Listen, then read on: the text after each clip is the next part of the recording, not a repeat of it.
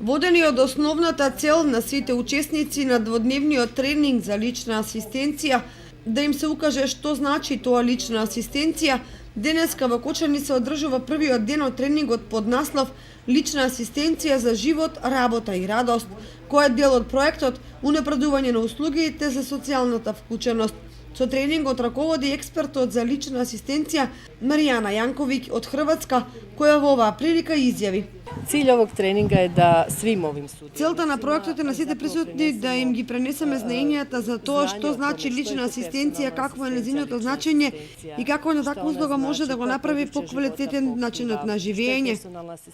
Проектот, чија реализација започна во 2015 година, а завршува во јули годинава, во себе содржи 3 значајни компоненти. Прва компонента проекта... Првата компонента на проектот се однесува на развојот на услугите на професионалната рехабилитација. Втората компонента се однесува на развојот на моделот на услугите на персоналната асистенција во Република Македонија и начинот на нејзиното воведување во системот. На тренингот учествуваа 7 лица со телесен инвалидитет и исто толку асистенти кои тие самите ги избрале, а самиот го следат и представници на Центарот за социјална работа, Агенцијата за вработување и мобилност.